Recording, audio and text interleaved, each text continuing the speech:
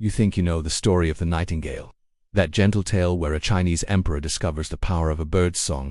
You may recall it as a charming fable told to children, where a simple creature triumphs over jewels and machinery. But what if I told you this story was not just a bedtime tale, but a narrative born out of political rivalry, spiritual symbolism, and the echoes of forgotten rituals? What if beneath its delicate imagery of song and courtly gardens lies a warning preserved for centuries, disguised in the feathers of a bird? Hidden beneath the surface of this story is a myth that predates the court of emperors. The motif of the singing bird can be traced through carvings on ancient bronzeware, through fragments of forgotten Taoist chants, and even through archaeological findings in burial chambers sealed for over 2,000 years. This is not simply a fairy tale. It is an archaeological riddle, a historical parable, and a myth that refuses to die. Once upon a time, in the vast empire of China, there lived a mighty emperor whose palace stood among the finest wonders of the world. He had gardens filled with the rarest flowers, lakes lined with jade bridges, and halls adorned with silken tapestries. Yet, for all his treasures, the emperor had never noticed the small grey nightingale that lived in the forest beyond his palace. The bird's song was pure and sorrowful, said to move even the hardest hearts. Travelers who had heard it spoke with awe, and word soon reached the emperor. Astonished that such beauty existed within his empire, he ordered the nightingale to be brought before him. When it sang, the court fell silent, and the emperor wept with joy. From that day onward, the bird became a cherished guest of the palace, singing nightly to ease the ruler's soul.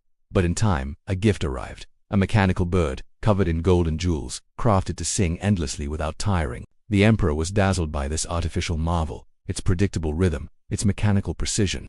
He neglected the living nightingale, who slipped away into the forest, forgotten. Years passed. One day the emperor fell gravely ill. Surrounded by shadows of death, he longed for the song that once brought him peace. The mechanical bird had broken, and it could no longer sing. At the brink of despair, the true nightingale returned, perching by his bed. Its song pushed back the darkness, and the emperor recovered. In the end, the emperor learned to honor the humble bird over any jeweled contrivance, for its living song was worth more than any treasure. And so, the tale closes as many remember, with wisdom gained, with life restored, and with the nightingale's voice echoing through the empire. Yet the story was not always told in this gentle manner. The version most people know was first published in 1843 by the Danish author Hans Christian Andersen. He wove it into a parable of authenticity versus artifice, of life's fleeting breath against the glitter of machines. But Andersen did not invent the core of the tale. He reshaped fragments that had traveled across borders, whispered through centuries. In the earliest Chinese court records of the Tang dynasty, there are mentions of birds whose songs could summon spirits or soothe the restless dead. The nightingale appears in ancient poetry as a messenger of spring, of longing, of voices that pierce through veils between worlds.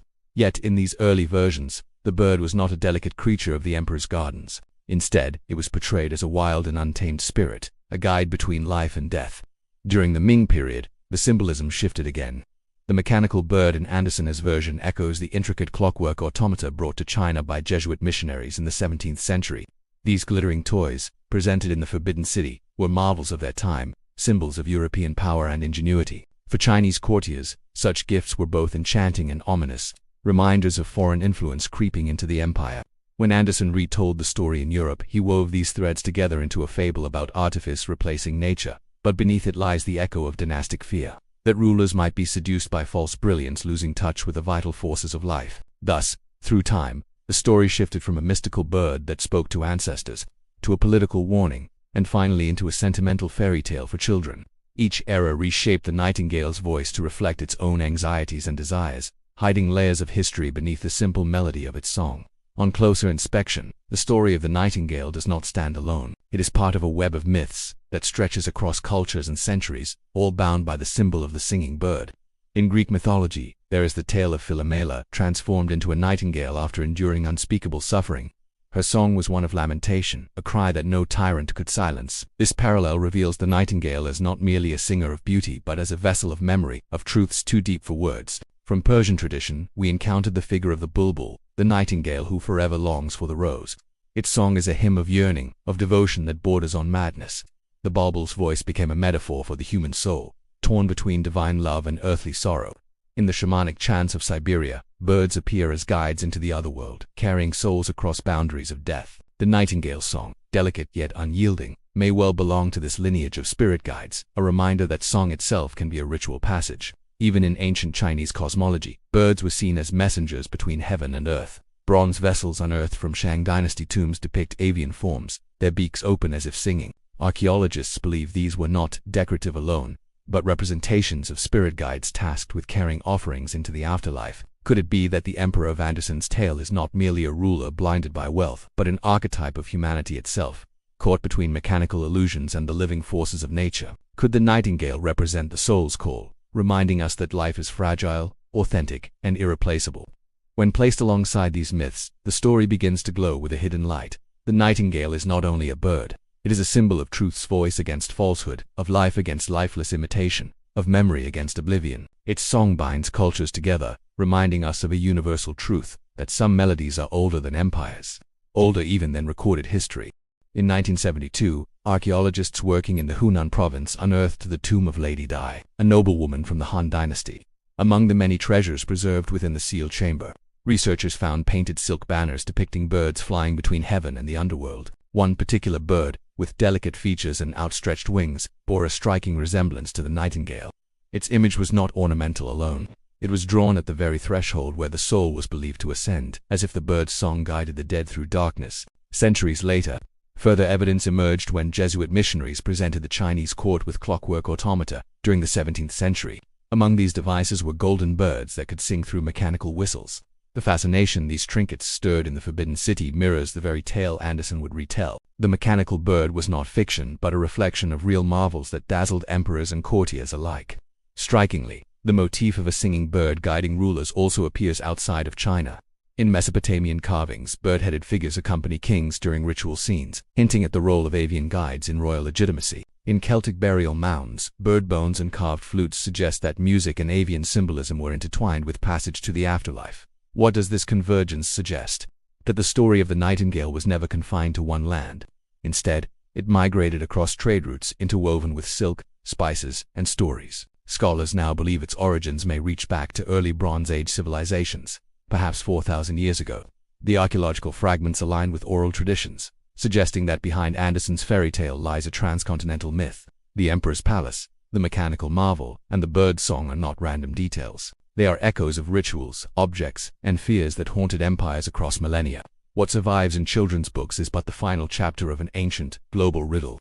When viewed through the lens of symbolism, every detail of the nightingale's tale transforms into a cipher. The mechanical bird, covered in jewels, represents the allure of artifice and the temptation of permanence. It is a false eternity, a promise of endless repetition without the vitality of life. In ancient terms, it may correspond to funerary artifacts placed with the dead objects meant to substitute for the living presence that could never truly return. The living nightingale, by contrast, embodies breath, spirit, and the fleeting nature of existence. Its song is not predictable, not eternal, but fragile and alive. It is the soul's voice, the essence that can heal, inspire, and guide. In Taoist traditions, the breath was regarded as life itself, and the song of a bird was thought to carry this vital energy. The emperor's illness is more than a physical ailment. It is the decline of spirit, the withering of vitality when rulers exchange authenticity for artificial splendor. His near death is symbolic of humanity as constant peril, losing touch with the living world while clinging to lifeless imitations. The return of the nightingale at the emperor's bedside is not a sentimental rescue, but a ritual act. It mirrors shamanic traditions where song or chant calls the soul back from the brink of death.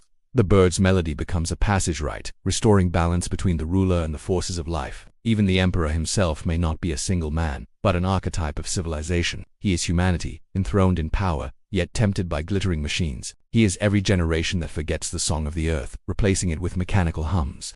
The nightingale is the reminder, the voice that refuses to vanish. Thus, beneath Andersen's gentle tale lies a ritual reenactment. The emperor did not merely hear a bird sing, he experienced a resurrection of the soul, drawn back from the threshold by a guide older than empires. The story is not about a bird, nor about a machine, but about humanity's eternal struggle between life's authentic breath and the hollow promises of imitation. The story of the nightingale, which many recall as a delicate fairy tale, is revealed through archaeology, mythology, and symbolism to be far more than a children's fable. It is a palimpsest of ancient truths, written and rewritten across cultures and centuries. We began with Andersen's tale of an emperor who prized a jeweled machine over a living bird, only to learn the true value of authentic song. But we have seen how the roots run deeper, from Chinese burial chambers to Mesopotamian carvings, from Persian love poetry to Greek tragedy. The motif of the singing bird has endured as a guide, a healer, and a vessel of memory. The mechanical bird is not just a toy. It is a warning of illusions that dazzle but do not breathe.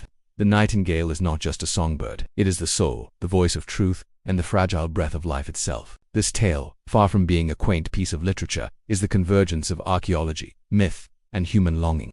It is a reminder that life's deepest treasures cannot be forged in gold or captured in gears. They must be lived, fleeting and authentic, like the song of the nightingale at the edge of dawn. And if the story of the nightingale carries such hidden depths, one must ask, how many other fairy tales are not stories for children at all, but encrypted myths waiting to be unearthed? The past may whisper in riddles, but its song continues, if only we are willing to listen.